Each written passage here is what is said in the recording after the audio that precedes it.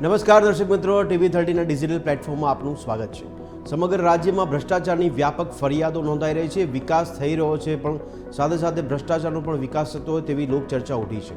લાગણીશીલ, પ્રગતિશીલ કહેવાતા રાજ્યની અંદર એટલે કે ગુજરાતમાં ભ્રષ્ટાચારનું પ્રમાણ અધધ વધતું જોવા મળી રહ્યું છે। ભ્રષ્ટાચારના બે પ્રકાર આપણે નોંધાઈ રહ્યા છે કે બાજુ પ્રજા તરફથી પણ પ્રોત્સાહન આપવામાં આવતું હોય કે ઘણા લોકો પોતાના કામ કઢાવવા માટે ભ્રષ્ટાચારને પ્રોત્સાહન આપી રહ્યા છે। બીજી બાજુ જે સરકારી અધિકારીઓને પ્રોત્સાહન આપવામાં આવી રહ્યું છે કે જે લોકો વહીવટ લઈને કે પૈસા લઈને કામ કરી આપે છે, એ પ્રકારનો ભ્રષ્ટાચાર પણ નોંધાય છે।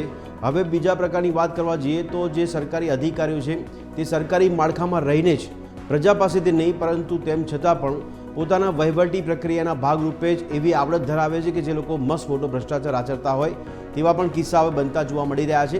ગુજરાતમાં અત્યારે ગાંધીનગરથી નીકળેલી 10 ટીમો દ્વારા ઈડીની ટીમ છે એમના દ્વારા દરોડા પાડવામાં આવ્યા સુરેન્દ્રનગર અને વઢવાણમાં। સુરેન્દ્રનગરના જિલ્લા કલેક્ટરને ત્યાં અને તેમના સહિતના અધિકારીઓને ત્યાં સર્ચ ઓપરેશન હાથ ધરવામાં આવ્યું છે અને એમાં 1500 કરોડ અંદાજે મારવામાં આવ્યો છે કે 1500 કરોડ રૂપિયાનું કૌભાંડ થયું હોવાની એક આશંકાના પગલે સર્ચ ઓપરેશન હાથ ધરવામાં આવ્યું છે। દરોડાની કાર્યવાહી ચાલતી હોય એવામાં હવે સવાલો ઘણા બધા થાય છે કે હવે સામાન્ય અધિકારીઓ અલગ અલગ વિભાગમાં જો ભ્રષ્ટાચાર કરતા હોય તેના કરતાં ઉપર આપણે વધીએ તો ઉચ્ચ અધિકારીઓ દ્વારા પણ હવે કૌભાંડ આચરવામાં આવતા હોય તેવી વિગતો રાજ્યમાં નોંધાઈ રહી છે। અને એવામાં અનેક સવાલ થઈ રહ્યા છે કે રાજ્યમાં ભ્રષ્ટાચાર મુક્ત શાસનના દાવા કરવામાં આવે છે। આ ભ્રષ્ટાચાર મુક્ત શાસનના દાવા કેટલા પોકળ સાબિત થઈ રહ્યા છે અને રાજ્યમાં તંત્રમાં વ્યાપેલી ભ્રષ્ટાચારની જે સ્થિતિ છે તેના માટે જવાબદાર કોણ? સવાલ ઘણા બધા થઈ રહ્યા છે। રાજકીય નેતાઓની વાત હોય કે પછી સરકારી અધિકારીઓની વાત હોય, તંત્રી કે મંત્રી કે પછી સંત્રી, જે લોકો ભ્રષ્ટાચારમાં સંડોવાયેલા છે તેમની ભ્રષ્ટાચારની વૃત્તિ કેમ છે અને એમની સામે ભ્રષ્ટાચાર સામે કોઈ કાર્યવાહી થશે કે કેમ?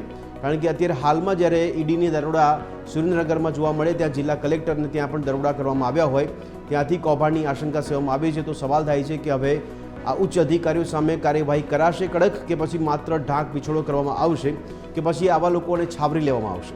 સવાલ ઘણા બધા થઈ રહ્યા છે અને આજે વાત ખાસ કરવા જઈ રહ્યા છે કે ગુજરાતમાં ભ્રષ્ટાચારનું એક લેવલ વધી ગયું છે, કૌભાંડનું એક લેવલ વધી ગયું છે। હવે રાજ્યમાં નોંધાઈ રહ્યો છે ક્લાસ 1 ભ્રષ્ટાચારી।